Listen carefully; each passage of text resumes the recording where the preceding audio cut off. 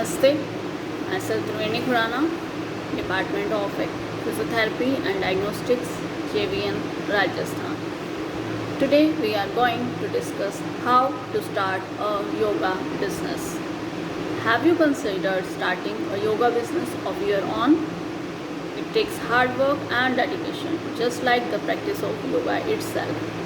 Yoga is an ancient Hindu philosophical practice that combines body movement and fixed postures with meditation, spiritual, and holistic exercises. In the recent years, many enlightenment seekers have jumped onto the yoga bandwagon, lured in by donation only sessions and inexpensive online classes. There is even a Square blog profiled in the kind of titles that covers the frivolous nonsense of increasing trendy many billion industries. Don't be fooled by its winsome exterior. The business of yoga comes equipped with joy and pitfalls of any other business. Before you make that career change, read on to discover the best ways to go about founding a prolific and profitable practice. How to start a yoga business, or how to get a yoga certification.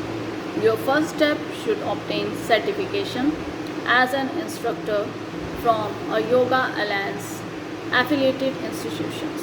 Yoga Alliance is the organization that presides over the national standards when it comes to yoga, and although it is not mandatory that a teacher or a school be certified, it is the industry standard. Yoga Alliance lists the certification requirements for individuals and institutions on its website. For an individual to be certified, Yoga Alliance requires a one-time around $25 application fee. If you desire to instruct teacher trainings at your school, a registered yoga school certification is required to conduct 200-hour level teacher trainings. This registration requires a one-time approximately £350 application fee. Your next step should be to draw up a business plan yourself as a sole proprietor or as an institution. If someone wants to open up their own studio, they definitely need to, like any other business, look at the working capital. And they have got to have a business plan, says Donna Devi, a city-based yoga practitioner for over 26 years and the founder of Yoga Retreat Center.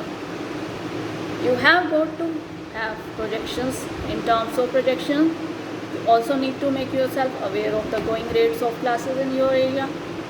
Yoga class fees vary greatly by area and are made more competitive in urban locales due to free and donation only classes and an excess of existing studios and private instructors. Now, does certification matter? Yeah, it matters. Now, we are going to talk about sole proprietary or owner. Due to popularity of the activity, many practitioners have ditched their briefcases in the hopes of teaching students of their own how to live healthy, stress-free life.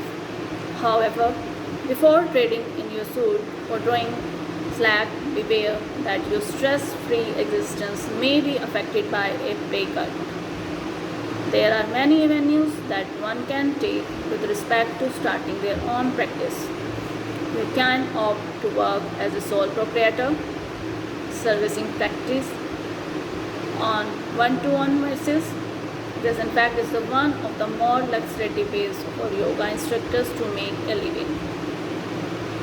You can also work for a private health club or existing yoga center, also as a sole proprietor with built-in client. As an added bonus to this option, fitness centers offer health and retirement benefits to their yoga instructors. Finally, you can open your own rig and establishment. This option comes with far more responsibilities that include rent, utility expenses, managing staff, and assuring that your places of business adheres to joining requirements depending on the type of yoga that you will be teaching. Now, let us talk about build a client.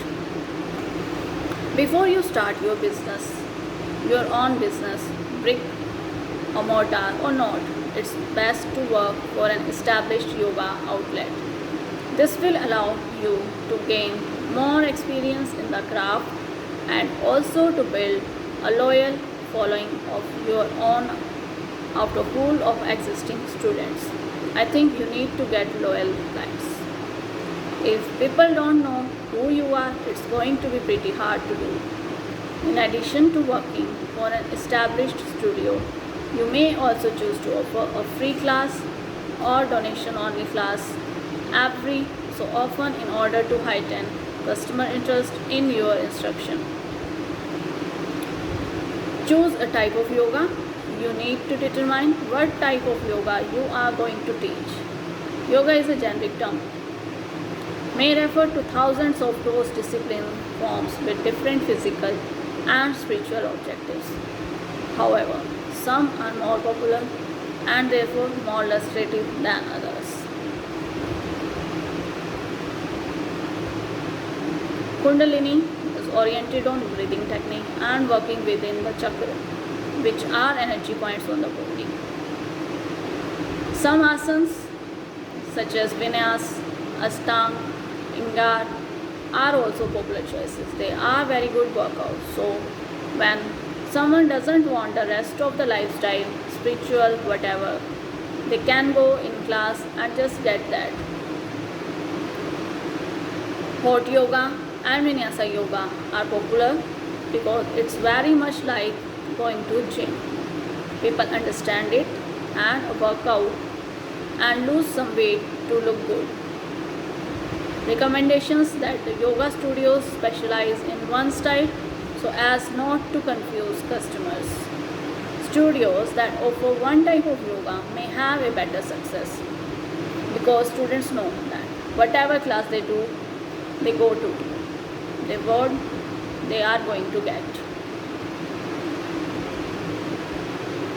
Thank you.